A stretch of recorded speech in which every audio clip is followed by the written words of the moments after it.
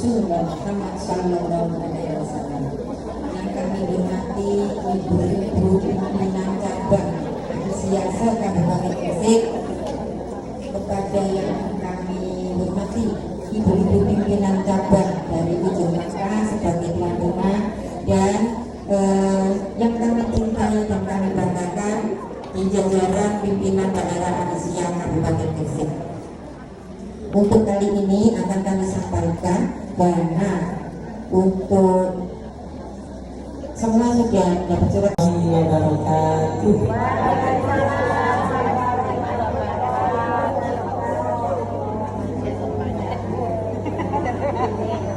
Ibu-ibu sekalian, meskipun udaranya sangat sejuk, tetap semangat ya, semangat mendengarkan materi PHBS. Oke.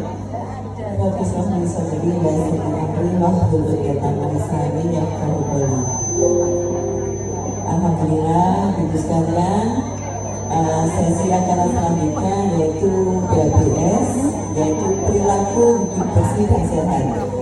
Perkenalkan, saya Reza sebagai moderator dari Majelis Kesehatan bersama Ibu Rida Merana.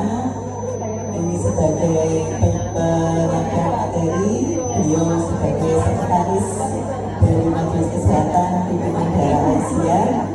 Langsung saja sebelum kita mulai materi yang akan disampaikan, kita buka dengan basmalah. Bismillahirrahmanirrahim. Allah Ibu Rida Merana kami sampaikan.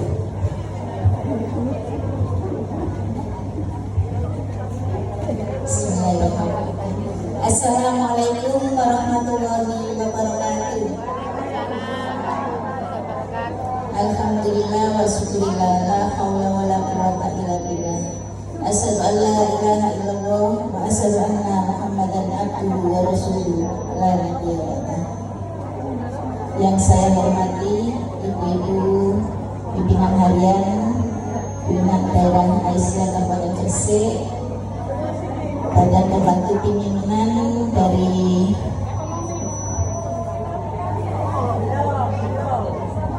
pimpinan daerah Aisyah Kabupaten Gresik. Yang saya hormati ibu-ibu pimpinan cabang Aisyah se-Kabupaten Gresik. Pertama-tama marilah kita panjatkan rasa syukur kita kehadirat Allah sehingga kita masih diberi kesehatan dan kesempatan untuk mengikuti acara berdik saat ini. Salam serta salam kita sampaikan pada tuntunan kita Nabi Muhammad SAW beserta keluarga dan para sahabatnya. Ibu-ibu, tadi saya sudah diperkenalkan nih sama Bu Riza. Saya Bu Rida dari Majelis Kesehatan. Ibu-ibu, saya akan menyampaikan sosialisasi tentang pola hidup bersih dan sehat.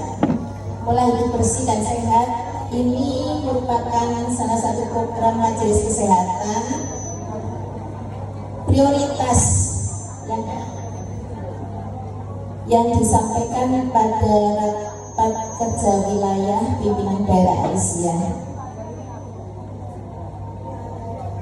Ibu-ibu, ada 10 indikator dalam pola hidup bersih dan sehat. Itu yang pertama adalah persalinan yang ditolong oleh tenaga kesehatan, pemberian ASI eksklusif, kemudian penimbangan balita di posyandu, menggunakan air bersih, kemudian jamban yang sehat, kemudian pemberantasan jentik nyamuk, dan makanan bergizi ya, makan buah dan sayur, kemudian melakukan aktivitas atau olahraga ya, seperti tadi yang disosialisasikan oleh Bu Ayu dari LBSO, dan yang terakhir tidak merokok di dalam rumah. Ibu-ibu, terkait dengan kebersihan ya, kita sebagai muslim tentunya sudah terbiasa Bu ya, menjadi kewajiban kita sebagai seorang muslim selalu menjaga kebersihan ya. Paling tidak kita sudah minimal 5 belum saat toharo, ya, belum nanti kalau kita melaksanakan sholat-sholat yang lain. Jadi kita sudah menjadi kewajiban kita melakukan kebersihan. Next.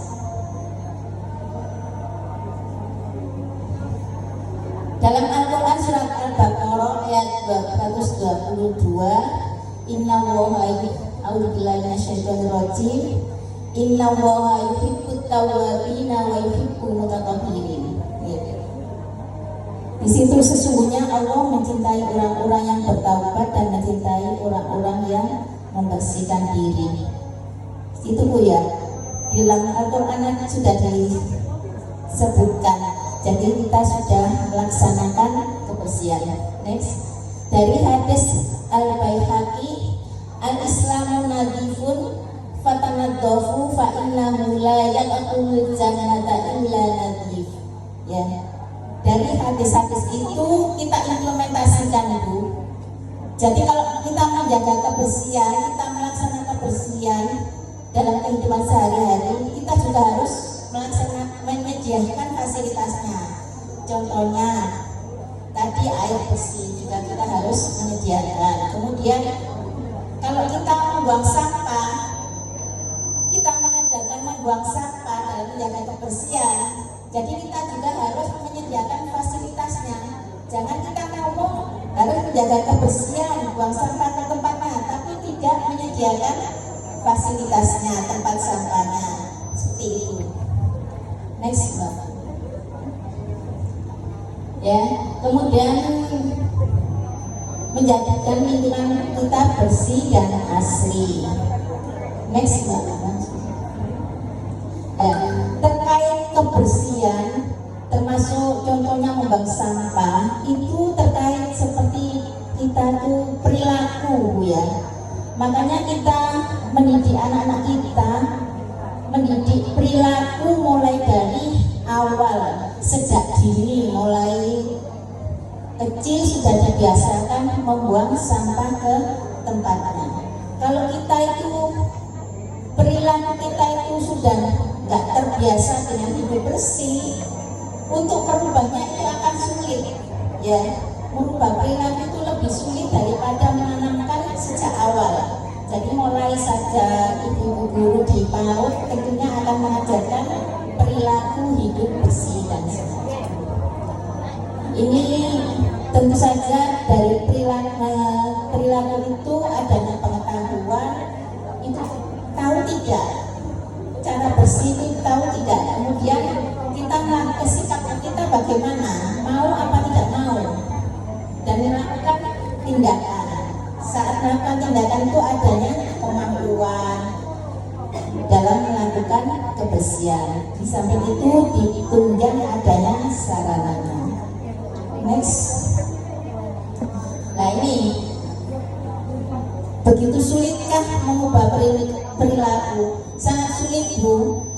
Ya, contohnya ya waktu saya saat masih bekerja di rumah sakit, mengajarkan cara cuci tangan, memonitoring cara cuci tangan, menginjak ke di atas 50% cara cuci tangan bagi karyawan itu sangat sulit. Sangat sulit untuk merubah perilaku kebiasaan cuci tangan. Tetapi setelah adanya kejadian COVID, sudah adanya kejadian COVID,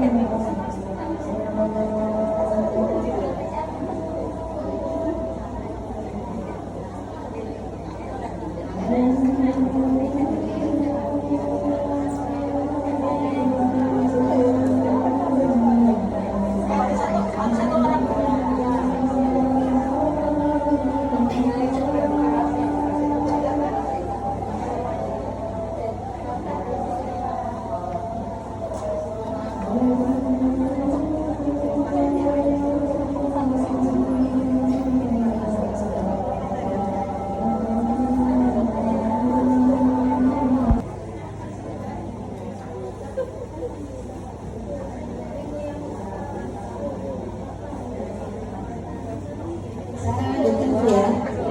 Ibu-ibu terkait perilaku hidup sehat. Perilaku adalah merupakan praktek ya atas dasar kesadaran diri. Kesadaran diri sehingga bisa menolong untuk keperluan dirinya sendiri. Jadi semua itu dilakukan atas kesadaran, tidak ada paksaan di situ ya. Next.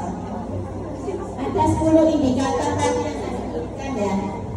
Sama lagi pertolongan oleh tenaga kesehatan, kemudian ASI eksklusif, penimbangan bayi dan balita, ketersediaan air bersih, cuci tangan pakai sabun, menggunakan jamban sehat, pemberantasan jentik nyamuk, kemudian makan buah dan sayur, aktivitas fisik setiap hari, dan tidak merokok di dalam rumah. Ibu-ibu, kenapa sih pertolongan persalinan harus dengan oleh tenaga kesehatan? Di situ menjadi indikator karena apa? Terkait persalinan yang bersih, persalinan yang steril, sehingga untuk mencegah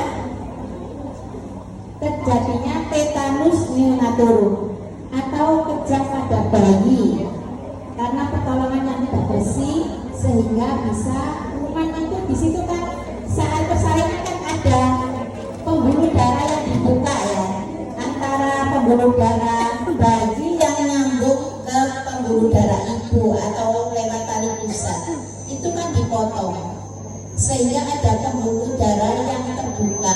Kalau tidak bersih sehingga ada kuman yang masuk ke dalam tubuh, bisa masuk ke dalam tubuhnya bayi atau ke tubuhnya ibu.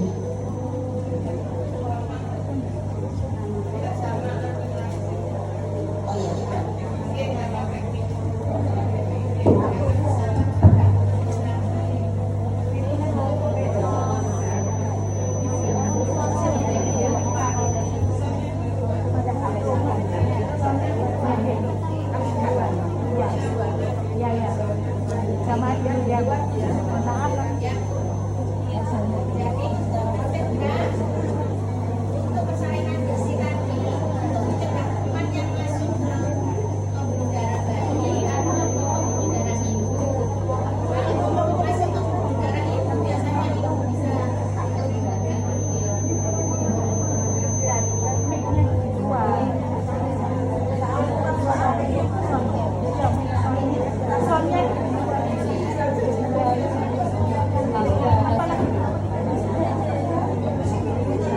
Namanya kecil juga.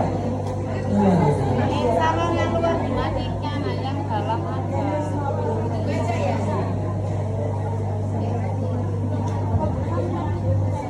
Ngomong kalian dulu gimana? Desik-desik itu. Ini kilo sama ini kilo aja.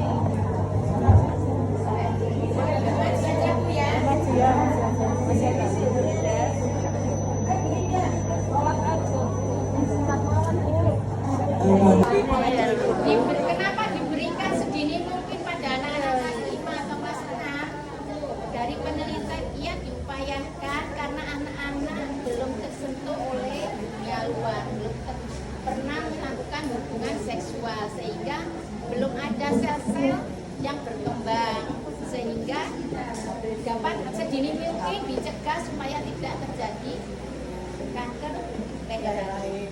Ibu-ibu, kanker leher rahim itu prediksi yang pertama itu biasanya diderita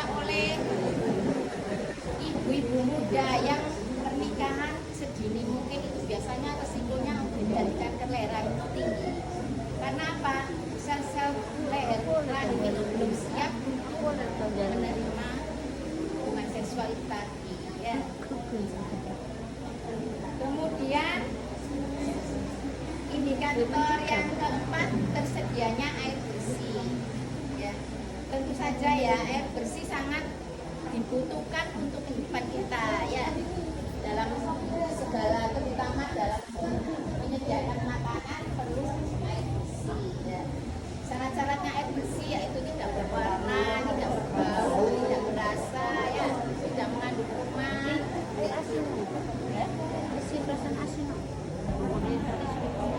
Kemudian cuci tangan pakai sabun mengalir, air mengalir. Sabun dulu. Ibu-ibu, indikator yang kelima adalah cuci tangan pakai sabun. Sudah bisa Bu langkah-langkahnya? Lupa ya. Cuci tangan pakai sabun sangat, kenapa Bu diharapkan menjadi indikator? Karena salah satu langkah yang murah, langkah yang mudah dilakukan untuk mencegah penyakit ya, saudara. Tidak tahu ya. Sedangkan cuci tangan itu cara yang paling mudah dan paling murah ya untuk dilakukan. Kemudian bisa menurunkan seperempat penyakit kasus infeksi saluran pernapasan atas. Kenapa Bu? Kita tidak tahu saat jabat tangan. Padahal yang sebelumnya jabat tangan itu setelah bersih pegang gini, setelah batuk nutup gini ya. Ibu-ibu kalau batuk sebaiknya jangan menutup dengan telapak tangan ya, tangannya menutup dengan ini lengan atas gini Bu ya, sehingga kalau kita tidak bawa tisu, tidak bawa sarung tangan, kita menutup dengan lengan atas begini, sehingga kalau kita cuci tangan jabat tangan sebelum cuci tangan tidak menularkan ke orang lain ya. Ibu-ibu, saya akan menyampaikan video dan cuci tangan ya, ada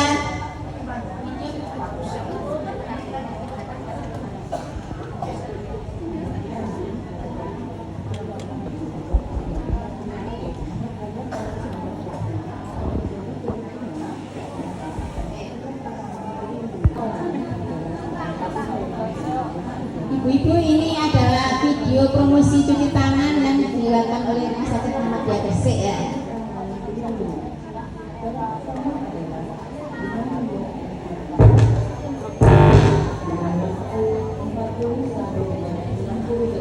Ya, cuci tangan itu nggak sampai 1 menit Bu.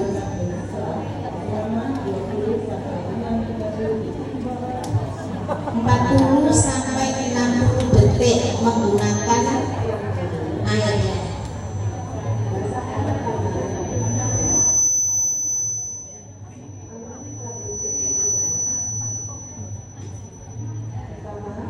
Pertama digosokkan dengan mutar ya, gerakan tangan mutar. Punggung tangan kanan dan sebagainya.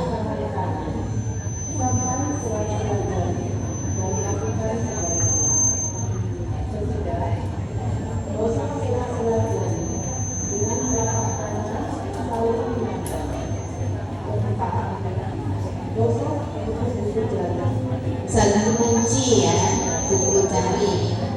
Kemudian gosok jari lingkar dalam tangan.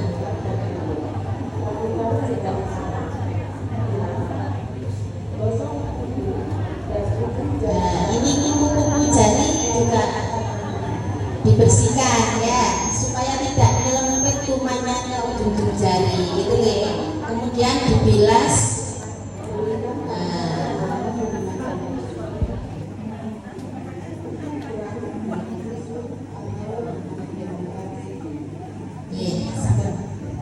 Indikator yang keenam, menggunakan jamban sehat. Jamban sehat itu menggunakan leher angsa.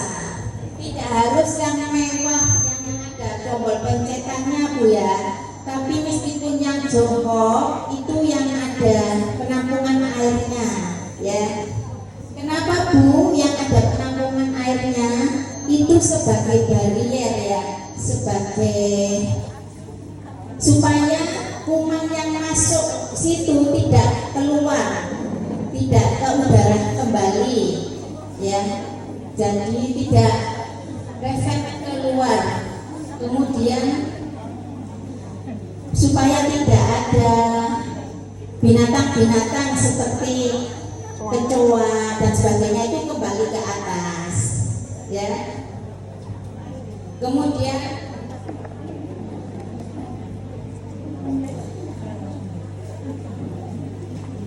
nah ini 3 tempat yang tidak boleh dibuat buang air, yaitu sumber air yang mengalir, kemudian di jalan dan tempat berteduh.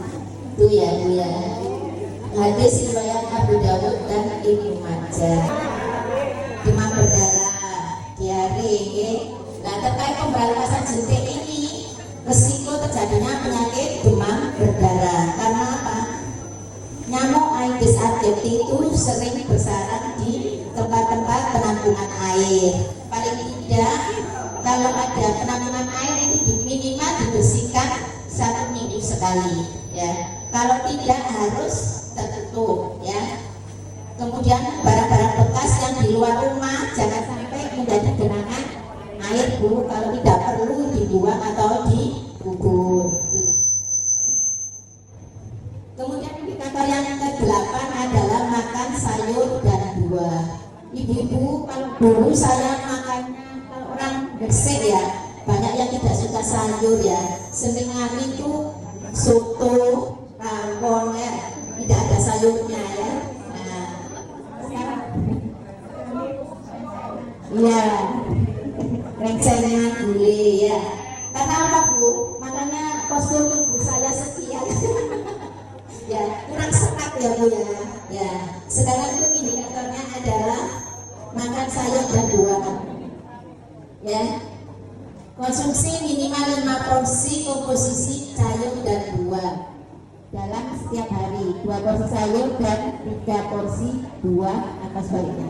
Sekarang itu indikatornya Bu, bukan sehat 5 sempurna, tapi isi piringku ya. 30% sayur dan buah, 30% karbohidrat atau nasi, 30%-nya untuk umum Bu. Ya, untuk umum. Mulai dari anak-anak sekarang isi porsi piringku ya. Itu ya, sayur dan buah diperbanyak Bu. Kemudian indikator yang ke-9 adalah aktivitas setiap hari. Makanya tadi Ibu dari LBSO mensosialisasikan gerakan senam Aisyah ya. Jadi paling tidak kita itu minimal Bu 30 menit itu bisa jalan ya, supaya kita fresh ya. Tadi sudah dijelaskan saat diterapkan tadi ya. Tidak merokok di dalam rumah. Ibu-ibu di dalam keluarganya ada yang merokok?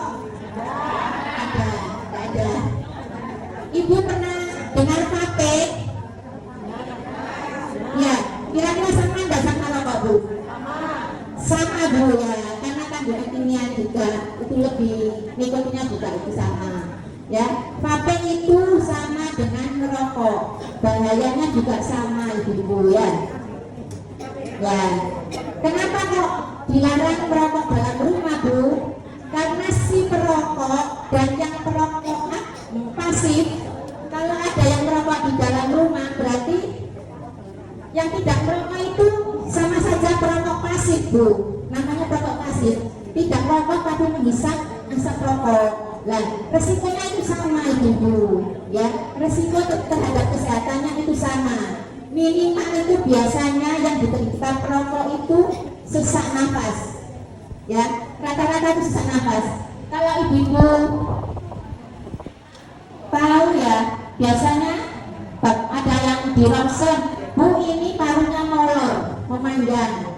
Nah itu biasanya pasti ditebak Bapak merokok. Biasanya Bapak, sekarang enggak Pak, enggak dokter gitu biasanya. Tapi dulu merokok, pasti merokok.